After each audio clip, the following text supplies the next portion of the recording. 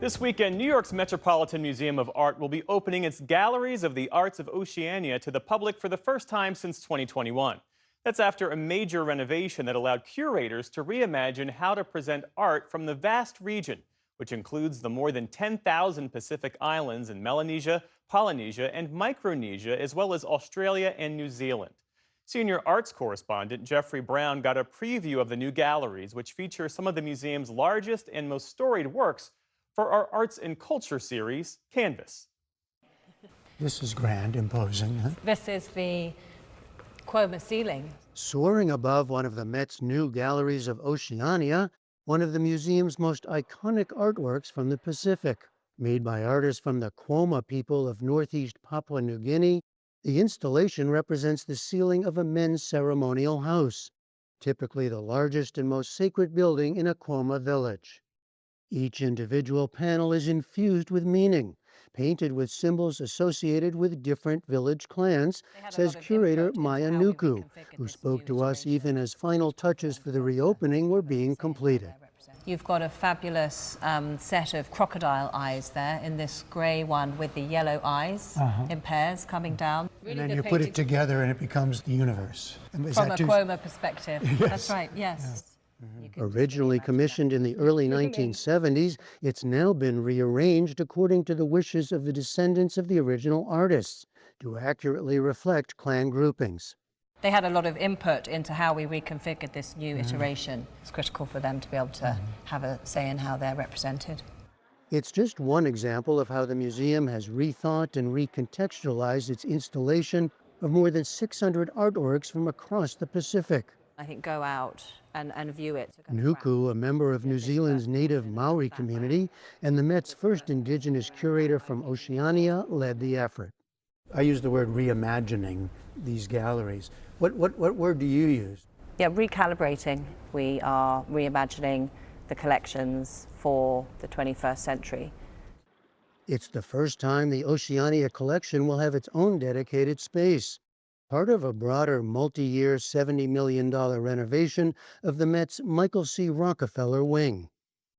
Originally the wing, home to the museum's collections of art from the ancient Americas, Africa, and Oceania, presented the works together under what the Met then called its Department of Primitive Art. Museum Director Max Hollheim. I think that we now have reached a point where we not only have a much deeper knowledge about these works of art, but also a much deeper understanding about how to present them, how to show them, to make a really truly meaningful installation. The wing centers around a collection of non-Western fine art amassed by the philanthropist and statesman Nelson Rockefeller in the 1950s and 60s. It's named after his son Michael, who disappeared on a collecting trip to New Guinea in 1961.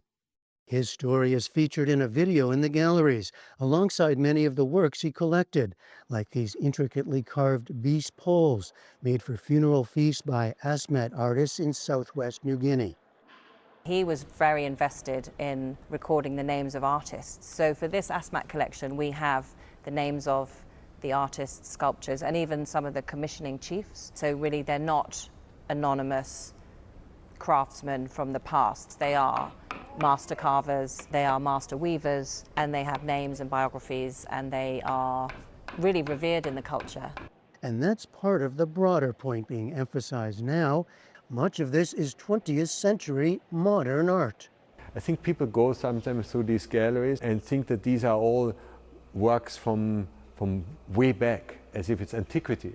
This is the art of the last century. It has had deep impact also on other cultures and traditions, and that's something that's coming really to the fore here. Oceanic art's influence on and connection to Western art is emphasized now through proximity across a hallway. A big challenge in the reimagining, the Met's Pacific works represent some 140 distinct cultures from a region covering almost a third of the world's surface. Art from Oceania is really very unfamiliar to many people, and so what I was really interested in doing with this new redisplay was to have people understand the relationships, the line that's pulling all of these cultures through over this vast kind of sphere of space and time. Those relationships stretch back at least 3,500 years, when seafaring voyagers made their way from modern-day Taiwan through Southeast Asia. Then, after intermingling with indigenous peoples in New Guinea, they set out on vast journeys to settle on islands across the Pacific Ocean. Voyaging, both literal and spiritual, is a key theme in the galleries, which include items like this spirit canoe used by Asmat people to commemorate the recently dead. The common ancestry of diverse island communities is highlighted through repeating forms and motifs, like the frigate bird. The frigate bird is really a piratical bird. It's really revered right across the Pacific. It has a huge wingspan and it can actually take food out of the mouths of other birds. It's depicted here on a pendant from the Solomon Islands and again atop a mask from the Torres Strait Islands.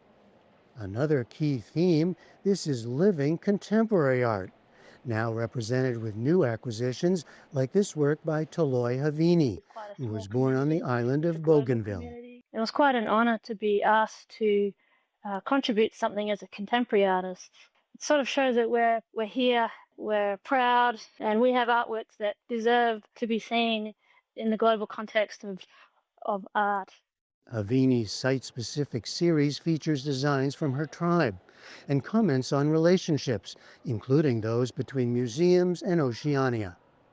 So museums, although can have a colonial past and often criticized for holding on to these treasures, they can also be sites for reconnection. The designs that I have integrated into the materiality of my work really speak to my ancestors' designs about care and protection, about the things that we hold precious to us. Those designs are rendered on copper, referencing the copper mine in her region that led to a civil war. This might not look traditional because I've used the materiality that speaks very much to appropriation and extraction because I'm using copper. And yet when I show my community the work, there's no question that it comes from and is an artwork. Like Havini's work, curator Maya Nuku hopes the new galleries reflect living traditions that can speak to all people today. The fact that we are just one stitch in this, genealogical fabric that stretches over millennia, and the planet, the land, the seas are not ours. We're stewards of them for this generation. For the PBS NewsHour, I'm Jeffrey Brown at the Metropolitan Museum of Art in New York.